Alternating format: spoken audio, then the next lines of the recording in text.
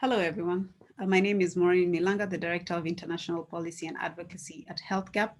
I am based in Nairobi, where I have the privilege of working with people living with HIV, key populations, children, young people across multiple countries, where we try and influence the PEPFAR process and influence how PEPFAR uses its resources. After 40 years of the response, we as advocates and people in HIV and people directly impacted by the response were hoping to see an HIV response that had offered testing to everyone who needed it, offered treatment to everyone who needed it, and created strategies that were able to retain every person living with HIV with quality services at the facility level. But speaking to you today, 40 years into this response, we still are yet to make various strides in our response in order to reach all those milestones I've just spoken about. That said, it doesn't mean that we haven't made great strides. We actually have. We have made, from 2002, we've seen an increase in prevention options. We've seen an increase in treatment options. We've seen an increase in how the PEPFAR program has reached people living with HIV and key populations across multiple communities that I work in. But coming into 2021, we were hoping to see the 90-90-90 by 2020 goals that were set by UNAIDS met. We are still yet to see that.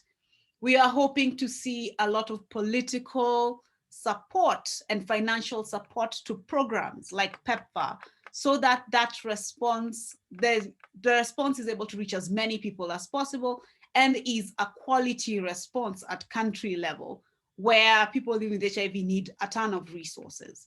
That we are still yet to achieve. Looking at the programs that we work in, every year I get the privilege of being able to participate in the PEPFAR country operational plan process, where together with people living with HIV and key populations, we work very hard to influence how PEPFAR uses its resources. We've done this through multiple ways. One of the key, in the last few years, we as communities have come together to set up, to create in multiple countries where I work in, what is known as a People's COP. This is a version of it, where we outline what we have as expectations from PEPFAR, from what we see at a community level. This year, when we had such a document, when we went into the rooms, we were faced with great challenges, because in most of the countries where we work in actually all of the countries where we work in, we were facing funding cuts. Only about seven of the countries that PEPFAR funds each year were able to either retain a flatline level of the resources that they were receiving from PEPFAR or get an increase. That meant that for example, multiple countries like South Africa saw a $79 million decrease in their funding. Tanzania saw a $49 million decrease in their funding, or about 40 million, somewhere there. Kenya had a $14 million decrease, and Uganda had about a $10 million decrease in funding. What does that mean for countries that are planning the HIV response? When you have a $79 million budget gap within your program, it becomes very difficult to program. And we saw this play out in the rooms, where we went in with requests about increasing the numbers of healthcare workers we would have loved to see at the facilities, increasing the numbers of the quality of services that were provided to people living with HIV. For example, moving out of the facility and going to the community to provide ART, especially now with COVID, where people are no longer going to the facilities as much as we would love to see. Increasing innovations that PEPFAR had already begun, like the Key Population Investment Fund, that was a $100 million program that was running for 2 years.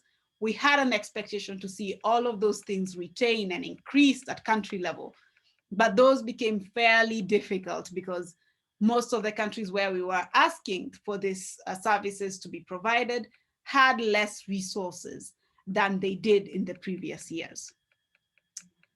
Why, given the magnitude of the PEPFAR program, one of the ways that the program has been trying to deal with funding cuts that did not begin just last year, but actually have been going on for quite a while, is that they initiated something that they called making sure that they have efficiencies within the program, which means they stretched the dollar further than it went previously.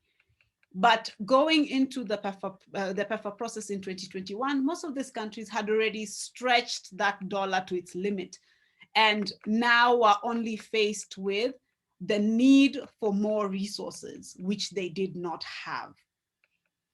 We need these resources at country level to ensure that we have a quality key population program that is targeting men who have sex with men, gay men, transgender persons, people who use drugs, and sex workers. We need these resources to ensure that we are able to retain people living with HIV in services, because being on treatment for the rest of your life requires quite a bit of support for the person living with HIV. And to have that, we need to have resources to find people who we've lost in the healthcare system, and to also support those who are consistently coming to the facility. We need these resources to expand our services to women, pregnant women, and breastfeeding women who require a lot of support from the facility to remain with the right healthcare, to get the right healthcare services, and also to get the right support to ensure that they remain adherent to their medication, and that we have less transmission of HIV from mothers to children. There is also when I spoke in the beginning, I said we had made great strides. Now we are at that point where we are at the last mile, and everybody that we need to find takes a longer time. It costs more money to find them. This is not the time to reduce the amount of money that these programs need, but it's the time to invest in all those people that are very difficult to find at a facility level, who are not coming, they're healthy. They have still not started seeing any symptoms of HIV. They're living their lives. We need to go out there and ask them and offer them testing within their homes, and offer them testing within their workplaces, to get them and bring them to the facility and offer them treatment so that they remain as healthy as they are now. Another reason why we need this additional resources is because when COVID-19 began, it actually really started reversing the successes that we'd seen within the HIV program. All those people who were getting testing consistently no longer, all of a sudden, were very afraid of going to the facility, or there were restrictions to get into the facility. So our capacity to test became more of a challenge, and we need to bring those resources to people at a community level. Pregnant and breastfeeding women no longer were going to the facility because of restrictions of curfews and restrictions of travel within different districts and communities.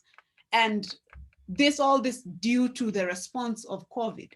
So they were reversing, we could see a lot of reversal of the successes that we'd seen within the HIV program. And we need to build the capacity to respond in the HIV programs to different pandemics that we are seeing and are likely to see in the future.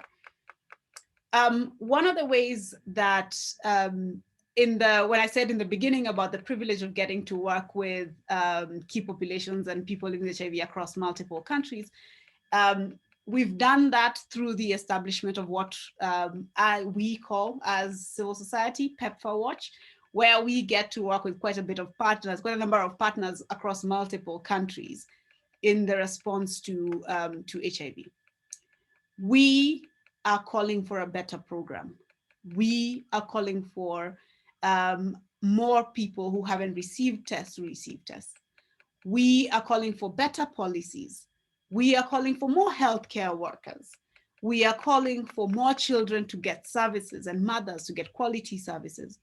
But to be able to do that, we need those resources to reach country level to ensure that we are able to provide the services that we are calling for through documents such as the People's COP and representation from civil society. We need you to join us. We need you to help us be able to amplify the voices of those people living with HIV who require that support at country level, who are unable to get the chance to speak on their own behalf. For us to have a working response, let me call it that, and a quick response, we need PEPFAR to invest more resources. We need President Biden to put in more resources into PEPFAR to ensure that quality services are provided for people living with HIV and key populations. We are asking you to help us in the request to ensure that PEPFAR is fully funded and capable of providing the services that people living with HIV need. Right now, judging from our estimates, we have a gap. We need to fill a gap of about $750 million in the financial year 2022, and we need about 2.5 billion in the next 4 years to be able to have a full response and a quality response for people living with HIV. I hope that you will join us in our quest to ensure that we have a quality HIV program, and we look forward to working with you in the future. Thanks.